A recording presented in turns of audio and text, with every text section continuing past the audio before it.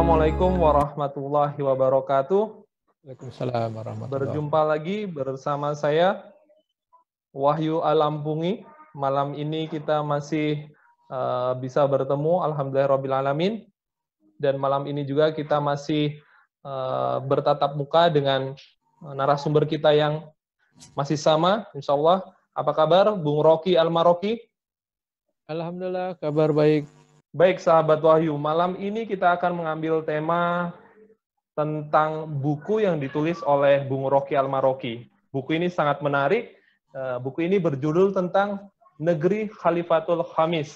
Jadi jejak Kesultanan Buton. Nah, namun sebelumnya saya ingin sedikit memberikan wacana bahwa sering masyarakat ataupun ada pernyataan yang menyatakan bahwa khilafah atau kata-kata kekhalifahan itu ahistoris, tidak memiliki sejarah, tidak memiliki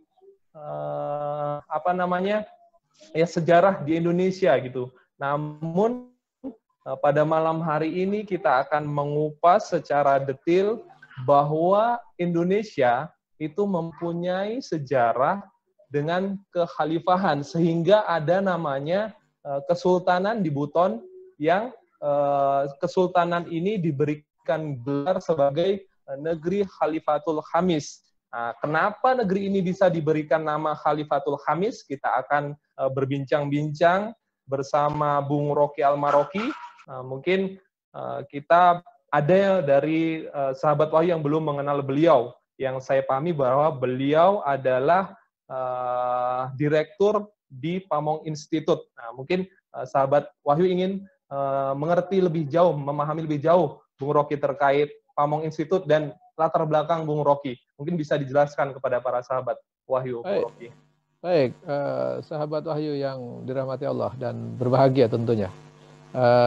Pamong Institute itu sebuah lembaga kajian pemerintahan yang dibentuk oleh beberapa alumni pemerintahan yang pernah sekolah di STPDN, Sekolah Tinggi Ilmu Pemerintahan, dan juga saya termasuk di situ, angkatan keempat, kemudian juga melanjutkan ke Institut Ilmu Pemerintahan, dan juga mengambil Magister Ilmu Pemerintahan di Institut Ilmu Pemerintahan Jakarta.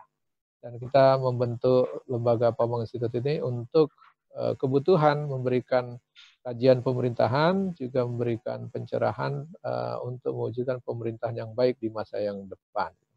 Ini mungkin gambaran tentang Pamong Institute. Baik, terima kasih Bung Rocky.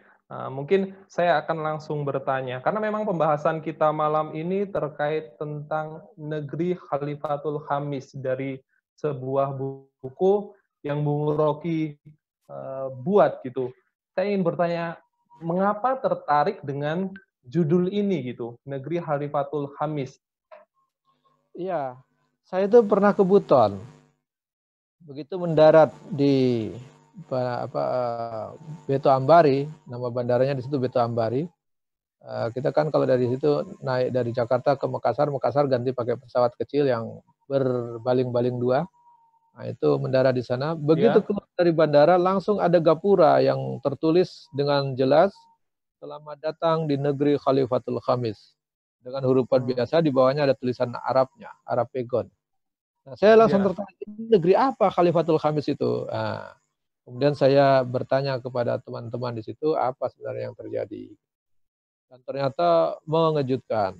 Itu sejarahnya yang sangat menarik sekali karena juga memiliki benteng terluas di dunia. Nah, itu. Jadi ini benteng terluas di dunia. Satu kota itu benteng. Dengan ketinggian antara 2 meter hingga 8 meter. Jadi tinggi sekali. Nah, ini menunjukkan bahwa apa nama benteng tersebut, Bung Rocky? Ya, Benteng Buton gitu. Benteng Buton namanya. Ada namanya Butun. Nah, itu tulisannya pakai tulisan Arab Pegon. Benteng Buton. Jadi itu dinamakan benteng mereka itu dan dibangun oleh mereka sendiri. Dan saya pernah menulis di situ di dalam buku itu saya tulis bahwa ini salah satu peninggalan yang membanggakan karena peninggalan itu tanpa meninggalkan utang. Nah, biasanya kan rejim atau penguasa itu biasa kalau selesai berkuasa dia meninggalkan warisan tapi sekali juga meninggalkan utang. Nyaris semua presiden Republik Indonesia ini kan semua turun tahta, turun jabatan jadi rakyat biasa tapi meninggalkan ya karya ada, tapi yang jelas utangnya ada ditinggalkan kepada generasi berikut. Nah, ini beda dengan benteng Kesultanan Buton yang membanggakan kita karena menjadi benteng terluas di dunia, tetapi tidak ada utang yang harus kita tanggung sebagai generasi berikutnya itu. Jadi mereka membangun Luar dengan biasa. sendiri. Nah, ini yang harusnya menjadi contoh lah bagi pemimpin-pemimpin kita sekarang. Kalau mau berkarya harusnya bikinlah karya yang tidak meninggalkan beban bagi generasi berikutnya. Nah, begitu Ya. kira-kira. Baik, luar biasa. Saya dapat sedikit referensi bahwa benteng Kesultanan Buton ini luasnya itu hampir 22 sekian hektar gitu. Jadi memang di rekor Museum Indonesia, MURI, itu benteng ini memang dinyatakan benteng terbesar di dunia, begitu Bung Rocky. Terluas. Terluas ya? Terluas di dunia, iya. Terluas di dunia. Baik.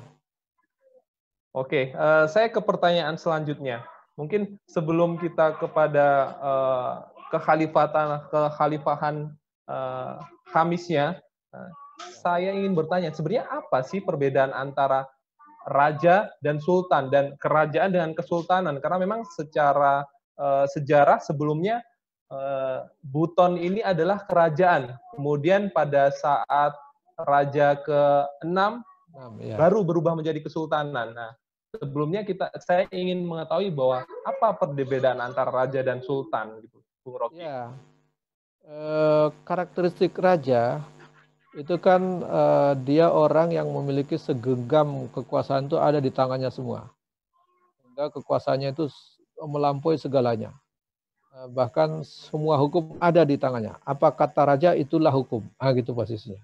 Itulah perbedaan raja dengan sultan. Nah, raja ini memiliki kewenangan untuk membuat hukum yang mengatur seluruh warga masyarakatnya dan mengikat seluruh warga masyarakatnya. Itu kalau sebagai raja. Makanya dibilang ucapan raja adalah hukum atau undang-undang. Nah, ini berbeda dengan kesultanan. Kemudian di dalam sistem kerajaan itu semua hukum semua ada di kewenangan raja. Jadi hanya ada 2 pasal di sistem kerajaan itu. Jadi pasal pertama raja tidak bersalah, dan kalau pasal kedua kalau ketahuan salah lihat pasal 1. Artinya memang raja tidak pernah salah. Kalau raja bersalah lihat pasal 1, karena di pasal 1 ya raja tidak pernah salah. Hukum di kerajaan itu adalah hukum raja, mutlak. Raja tidak bisa dihukum karena dia yang membuat hukum. Itu sistem kerajaan atau otokrasi. Sistem otokrasi ini adalah di mana sebuah kekuasaan ada di tangan satu orang dalam membuat hukum. Nah, kalau yang membuat hukum itu rame-rame namanya demokrasi. Nah, kalau yang membuat hukum itu mengatasnamakan namanya teokrasi. Nah, sistem kesultanan ini berbeda. Sistem kesultanan ini tidak membuat hukum. Dia hanya mengadopsi hukum dan menjalankan hukum-hukum yang sudah ada dalam syariah Islam. Itu namanya kesultanan. Makanya sistem pemerintahannya berbeda dengan sistem kerajaan. Itu dari segi penerapan hukumnya. Kita bisa melihat itu. Jadi kalau ada perubahan dari sistem pemerintahan kerajaan menjadi kesultanan, itu yang paling bisa kita lihat pertama bisa diukur adalah hukum apa yang dipakai. Kalau kerajaan pasti hukum raja. Kalau kesultanan pasti hukum syariah Islam. Hukum Islam. Itu posisinya jelas berbeda. Yang kedua, dalam sistem kerajaan itu pengganti raja adalah keturunan raja. Dalam sistem kesultanan pengganti sultan belum tentu anaknya sultan. Karena di Buton itu ada namanya Dewan Kesultanan, sehingga dialah yang memilih dan menentukan siapa sultan yang menggantikan sultan. Sehingga ini yang membedakan sistem kerajaan dengan sistem kesultanan. Dalam sistem kerajaan, hukum yang dipakai adalah jabatan raja. Dalam sistem kesultanan, hukum yang dipakai adalah hukum syariah Islam. Itu yang berbeda. Jadi kalau sebuah pemerintahan dalam bentuk kerajaan atau bahasa umumnya adalah otokrasi berubah menjadi kesultanan, maka yang pertama kali berubah adalah persoalan hukum. Nah, itu basisnya. Yang kedua berubah adalah nomenklatur pemimpinnya, yaitu yang pertama disebut raja, kedua berubah menjadi sultan. Yang ketiga ya tentu agamanya. Yang pertama itu bukan Islam, raja bisa apa saja. Setelah jadi kesultanan dia pasti beragama Islam. Jangan ganggu aja dulu, minggir. Itu yang kita bisa lihat dari perbedaan antara sultanan dan kerajaan. Dan ini bermetamorfosa dari Kesultanan Buton berubah menjadi dari kerajaan Buton berubah menjadi Kesultanan Buton. Sementara rajanya yang keenam yang dia menerima Islam, Raja Lakilaponto, begitu menerima Islam dan masuk Islam, maka dia mendapat gelar Qaimuddin Khalifatul Khamis. Khalifatul Khamis itu adalah khalifah yang kelima. Jadi dianggap setelah Khulafaur Rasyidin di Madinah berubah berakhir, maka dilanjutkan oleh Khalifatul Khamis ini. Dan dianggap karena memang ada serentetan waktu yang hampir bersamaan. Kalau kita ukur memang masuknya Islam ke Buton itu tidak melewati jalur yang umumnya masuk ke Nusantara. Kalau masuk ke Nusantara itu kan Samudra Pasai, Jambi, Demak, itu kan jalurnya jalur Jawa, Sumatera. Ini nggak masuk dari situ gitu. Buton ini langsung dari Turki Utsmani terus ke Malaka, masuk ke Buton. Nah, itulah ketika Syekh Abdul Wahid dia masuk ke temu dengan Raja Laglapunto, kemudian berdialog, berdiskusi, tidak ada perang di situ. Jadi Islam masuk itu ke Nusantara tidak ada perang. Dialog, diskusi, kemudian dia belajar dan paham Islam, dia masuk Islam, kemudian setelah masuk Islam itu dia paham bahwa itu kewajiban menerapkan hukum-hukum Islam, maka dia merubah sistem kerajaan menjadi sistem kesultanan.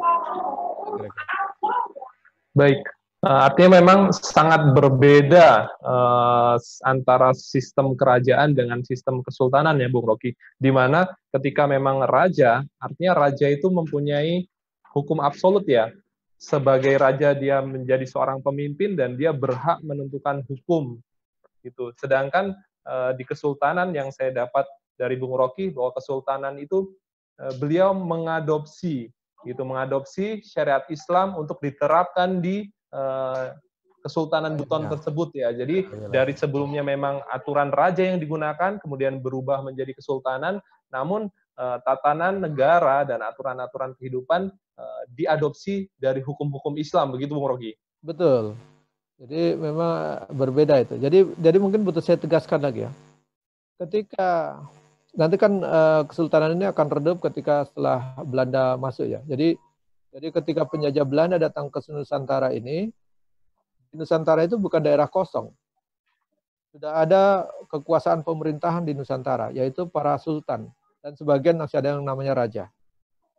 Karena dari segi kekosongan pemerintahan sudah tidak ada. Termasuk juga tidak ada kekosongan hukum. Karena sudah ada penerapan hukum di dalam Nusantara itu. Ada dua minimal. Pertama hukum syariah Islam, yang kedua adalah hukum adat atau hukum konvensional yang umum atau tradisional. Nah, di dalam perjalanan hukum-hukum adat ini sudah disetarakan atau disamakan dengan hukum syariah Islam. Kita mengenal ada istilah adat bersendi syarak, syarak bersendi kitabullah. Jadi hukum-hukum adat itu dia sudah disesuaikan dengan hukum Islam, namanya hukum syariah Islam. Makanya kalau kita berjalan dari Aceh sampai ke Ternate sana itu, hampir semua nama bandaranya itu tidak ada nama bandara raja lagi, tapi sudah namanya sultan. Kita bisa terbang dari Aceh sana namanya Sultan Iskandar Muda. Di Riau namanya Sultan Syarif Kasim II. Turun di Palembang Sultan Mahmud Badarudin. Turun di Makassar namanya apa? Sultan Hasanuddin. Sultan Hasanuddin. Iya. Jadi hampir semua perjalanan kita, termasuk sampai di Bima itu namanya Sultan juga, Bandara Bima. Sampai Ternate juga Sultan Babulah. Jadi itu menandakan kita ketika sampai di suatu daerah itu menandakan daerah itu adalah daerah kesultanan, bukan daerah kerajaan. Nah, tadi saya sudah jelaskan kalau daerah kerajaan berarti yang berlaku hukum raja. Kalau daerah kesultanan berarti yang berlaku adalah hukum Islam, hukum syariah Islam. Jadi sebenarnya rakyat negeri Nusantara ini sebelum Belanda datang sudah ada hukum yang berlaku di Nusantara, sudah ada pemerintahan yang ada di Nusantara, bukan daerah kosong. Hukum yang berlaku di Nusantara adalah hukum Islam. Pemerintahan yang ada di Nusantara sebagian besar adalah sistem kesultanan atau kerajaan Islam, atau pemerintahan Islam.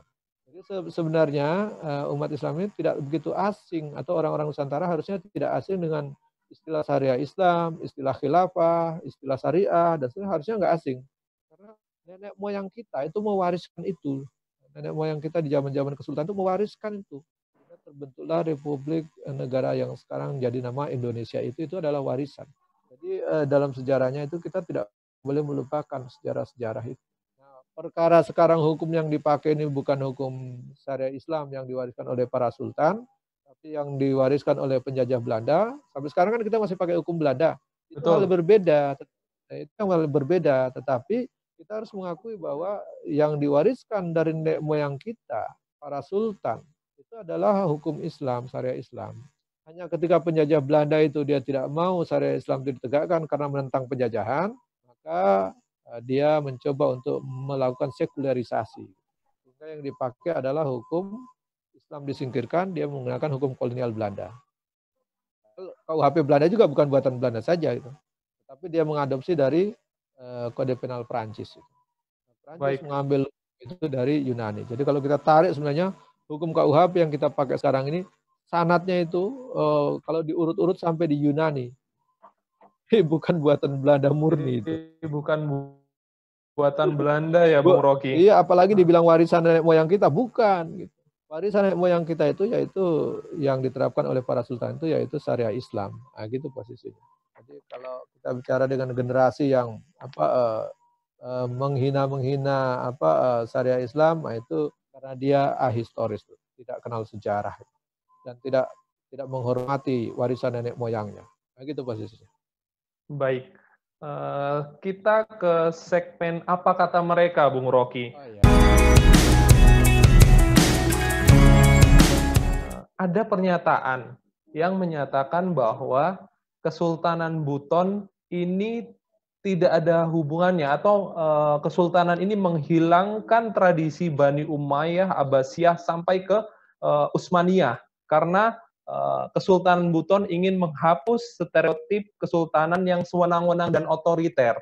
Bagaimana pendapat Bung Rocky terkait pernyataan tersebut? Gitu. Sedangkan kita membahas bahwa memang Kesultanan Buton atau negeri Khalifatul Khamis ini adalah erat sekali hubungannya dengan kekhilafan Utsmani karena memang ada pengiriman syarif Syekh Abdul Wahab dari negeri Arab ke Nusantara, ke negeri Buton tersebut, Bung Rocky. Iya, iya betul. Jadi di dalam khutbah Jumat, di dalam khutbah ceramah-ceramah selalu disebut nama sultan atau bahkan nama khalifah. Nah, kita Ya. tahu bahwa kekhilafahan itu karena dipegang oleh Bani Umayyah, Bani Abbasiyah dan seterusnya. Memang kekhilafahan ada bahasanya itu penyimpangan atau pelanggaran. Dalam sebuah sistem pelanggaran itu biasa saja. Tapi dia tidak sampai merubah tatanan kenegaraan. Bahwa hukum masih tetap menggunakan hukum Islam. Itu yang paling penting. Berarti dia masih menerapkan syariah Islam. Nah, perkara dalam perbedaan pemilihan itu memang sistem dinasti atau Abbasiyah itu memang itu yang terjadi penyimpangan atau pelanggaran terhadap metode yang seharusnya dipakai. Dan itu manusiawi. Dan di Buton itu dikoreksi. Jadi Buton ini membuat penggantian sultan itu tidak lagi menggunakan keturunan atau darah birunya atau anaknya atau keturunannya, tapi dengan pemilihan. Nah itu yang menggunakan kembali seperti kekhilafahan di awal dulu. Kekhilafahan di awal yaitu Khilafah Rasyidin tadi itu di masa Abu Bakar, Umar, Utsman, Ali itu kan dipilih gitu. Jadi penggantian khilafah itu dipilih, bukan ditunjuk gitu, bukan diangkat dari keluarga gitu. Kalau mau diangkat jadi keluarga, Khalifah Umar harusnya ngangkat anaknya dong. Anaknya juga Betul. banyak hebat-hebat. Tapi kan Khalifah Umar tidak mau. Nah ini makanya dibilang Khalifatul Khamis itu memang mirip seperti Khulafaur Rasyidin. Bahwa pemilihan sultannya itu dipilih, bukan diwariskan dari keturunan atau anak putra mahkotanya. Bukan. Nah, ini yang menunjukkan bahwa di negeri Buton itu memang julukannya Khalifatul Khamis itu karena mirip dengan Khulafaur Rasyidin pola-polanya. Dan penerapan hukum Islamnya juga begitu, termasuk model pendidikannya, termasuk binaan remaja berpakaian dan seterusnya. Itu nanti kalau kita lihat di dalam buku itu ada diuraikan hal-hal yang unik-unik di sana itu. Mungkin Iya, itu banyak banyak yang unik memang saya lihat di sini. Ada istilah sali ya, bumbu, ya ya, betul. ada istilah zawiyah gitu, di mana Ya, tempat pendidikan dan pemupukan akhlak kepemimpinan untuk ya. anak-anak kaum muslimin di Buton begitu, Bung Rocky ya. Betul, betul. Jadi kalau kita lihat Zawiyah ini kan model pendidikan yang mengedepankan dan mempersiapkan karakter pemimpin ya, karakter pemimpin yang memiliki akhlak, yang memiliki kemandirian, keberanian dan kemampuan mengambil keputusan. Itulah karakter pemimpin. Dan itu berbeda sekali model dengan model lembaga pendidikan yang konvensional sekarang. Kan lembaga pendidikan itu cenderung konvensional.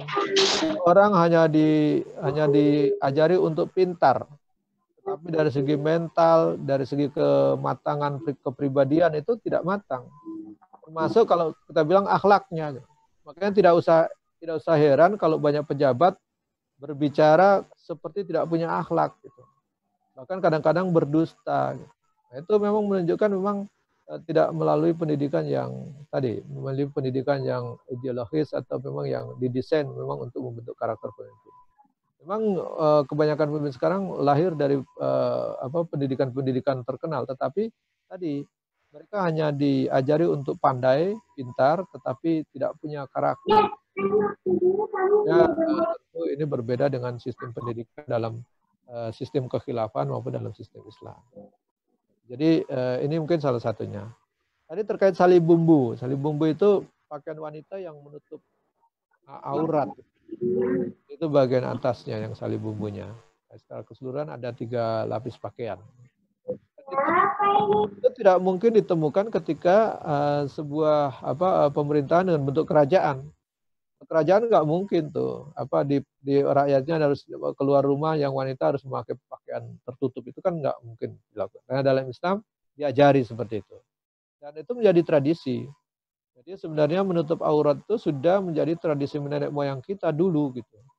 Nah, perkara sekarang banyak anak remaja yang tidak menutup aurat itu karena tidak mengambil tradisi nenek moyang, tetapi mengambil tradisi nenek moyangnya dari Eropa mungkin. Nah, itu sehingga mereka mau bergaya seperti artis, seperti ya gaya-gayaan gitu, yang sebenarnya mereka tidak mengambil dari pelajaran dari nenek moyangnya sendiri. Ini mungkin terkait dengan beberapa catatan negeri Khalifatul Khamis. Baik, artinya memang kita bisa flashback ke belakang bahwa sistem pemerintahan itu tidak hanya berfokus kepada sistem pemerintahannya saja, tapi ketika kita melihat catatan sejarah di Buton ini, artinya memang negara bertanggung jawab sampai ke pendidikan, menyiapkan generasi gemilang untuk keberlangsungan sebuah negara, sehingga ketika negara itu berlanjut akan ada penerusnya, begitu ya Bung Rocky, Betul, disiapkan betul. dengan akhlaknya secara Islami, pendidikan Islami, sehingga ketika mereka besar menjadi pejabat ya akan menjadi pejabat yang amanah. Begitu juga sistem yang diterapkan pun tidak sistem yang sebenarnya bukan sistem yang otoriter, justru ini adalah sistem terbaik di mana sistem itu mengadopsi dari Islam. Begitu Bung Rocky ya? Iya, ada satu lah mungkin saya butuh tegaskan itu bahwa fungsi negara itu kan sebenarnya siapapun rakyatnya dan siapapun manusianya ketika ingin membentuk negara itu kan ingin membuat rakyat itu selamat, aman, tertib, tentram, sejahtera. Selamat di dunia, tidak terganggu kehidupannya, dan juga bukan hanya selamat di dunia, tapi selamat sampai kehidupan pasca dunia. Itu kalau ada dalam sistem kenegaraan Islam. Memang begitu. Berbeda dengan sistem negara sekuler, yang penting selamat di dunia, bahagia di dunia. Selama di akhirat, dia nggak pikirkan itu. Termasuk kalau bahagia di akhirat itu belum dipikirkan. Jadi kewajiban negara dalam konteks Islam itu menjangkau kehidupan di dunia dan pasca kehidupan di dunia. Itu tugas negara. Dia harus mau menjamin keselamatan rakyatnya selama di dunia, juga nanti selama di akhirat. Membuat rakyatnya di dunia ini bisa hidup sejahtera, terjamin kebutuhannya, pendidikannya terjamin, sejahtera hidupnya dan bahagia di dunia. juga dia harus menjamin dia akan bahagia di akhirat juga gitu. Caranya bagaimana? Tidak boleh melanggar hukum-hukum yang sudah Allah perintahkan. Supaya apa? Di akhirat tidak dihukum gitu, pakai bahasanya begitu. Itulah tugas pemerintahan Islam. Betul. Beda dengan pemerintahan sekuler. Pemerintahan sekuler yang penting selama di dunia. Mau di akhirat urusan kalian lah kan gitu. Ya, Kalau artinya dalam sistem memisahkan antara ya aturan agama dan aturan kehidupan ya, Bung Rocky ya. betul betul betul. Makanya kalau dalam sistem pemerintahan sekuler tuh orang mau beribadah ya boleh ke masjid. Tapi orang mau maksiat ya silahkan ke karaoke, silahkan ke pantai pijat kan gitu. Dibuka diberikan izin. Siapa mau minum sehat, minum yang halal silahkan. Ada susu, ada apa teh, kopi dan sebagainya. Ada yang mau minum khamr, dibuka juga izinnya gitu. Ini pemerintahan sekuler itu begitu. Dia menyiapkan rakyat boleh masuk surga, boleh juga yang mau masuk neraka, diberi fasilitas. Itu sistem pemerintahan sekuler itu. Jadi yang saya bilang itu bedanya antara sistem pemerintahan Islam yang kalau kita kenal dengan sistem khilafah itu dengan sistem pemerintahan sekuler itu bedanya cuma di situ posisinya. Yang satu itu memfasilitasi untuk kehidupan bahagia di dunia, yang satunya memfasilitasi bahagia di dunia dan juga bahagia sampai di akhirat. Yang satu hanya menjaga supaya selamat di dunia, aman, tertib, terkendali, tidak celaka, tidak menjamin selamat di akhirat. Tetapi kalau dalam sistem pemerintahan Islam harus dipastikan rakyat tidak bermaksiat supaya bisa selamat di akhirat. Supaya di akhirat tidak dihukum lagi oleh Allah Subhanahu wa taala. Itu bedanya sistem pemerintahan Islam dengan sistem pemerintahan sekuler. Baik, sahabat Wahyu. Ya, Kira-kira ketika ada pilihan seperti itu, kira-kira sahabat Wahyu pilih yang kehidupan sekuler atau kehidupan Islam? Silakan dijawab. Kalau saya pribadi, saya memilih kehidupan Islam. ya Karena tentu kita Bung harus Rocky milih. sudah menjelaskan, ya, sudah menjelaskan ya bahwa memang ketika negara memisahkan antara agama dan kehidupan, antara maksiat dan taat itu tidak bercampur aduk. Sedangkan Bung Rocky menjelaskan bahwa tugas negara adalah menjaga para umatnya, menaungi umatnya, mengurusi umatnya itu baik urusan dunia dan urusan akhirat. Nah, sahabat Wahyu bisa memilih mau pilih kehidupan sekuler atau kehidupan Islam. Dan kehidupan ini pernah berlangsung atau pernah dijalankan di Indonesia, di Nusantara ini gitu. Jadi apabila ada statement yang menyatakan bahwa istilah khilafah atau istilah kekhalifahan itu adalah istilah ahistoris yang tidak mempunyai sejarah, sesuatu yang diada-adakan. Nah, malam ini Bung Rocky menjawab bahwa kekhalifahan atau khilafah adalah ajaran Islam dan mempunyai sejarah gemilang untuk Indonesia. Di mana di awal tadi kita sampaikan bahwa ada sebuah benteng di Buton yang luasnya itu kurang lebih 22,3 hektar yang itu dibangun tanpa hutang. Nah, itu menjadi sesuatu yang membanggakan. Kalau kita lihat, kita bandingkan saat ini kita di tahun 2020 ini, kita lihat banyak infrastruktur di negeri ini yang dibangun melalui hutang riba tentunya. Nah, kita di situ saja kita bisa memilih apakah kehidupan yang baik atau kehidupan yang buruk yang kita inginkan. Mungkin begitu, Bung Oki. Iya, betul sekali itu.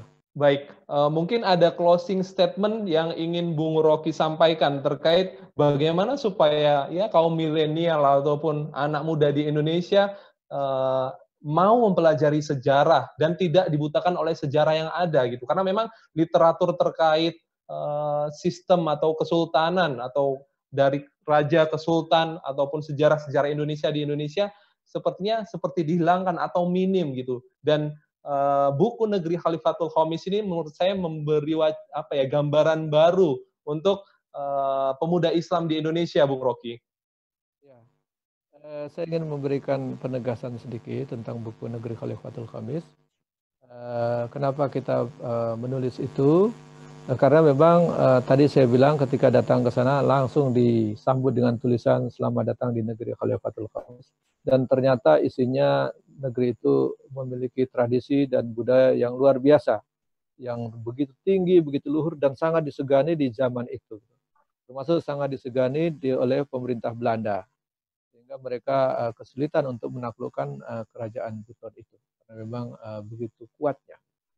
Dan tentu itu beriring dengan perkembangan masa, dengan sekularisasi yang dilakukan oleh penjajah Belanda, yang berusaha untuk melakukan sekularisasi dengan cara dua. Yang pertama adalah mencabut pelaksanaan hukum syariah Islam dari tengah-tengah masyarakat. Kedua, menggeser dan menggusur hukum-hukum Islam dari pemerintahan dan menggantinya dengan hukum kolonial. Dua hal itulah yang dilakukan Belanda atas usulan dan saran dari Nok Horgroje yang sudah lama mengkaji Islam. Bahwa Islam, masyarakat Nusantara tidak bisa dikalahkan ketika mereka masih hidup bersama dengan aturan-aturan Islamnya dan pemerintahan kesultanan itu masih menerapkan hukum Islam. Oleh karenanya, satu-satu cara masyarakatnya harus dijauhkan dari hukum Islam, dan kedua, digantilah hukum pemerintahan yang berlaku itu dengan hukum kolonial Belanda.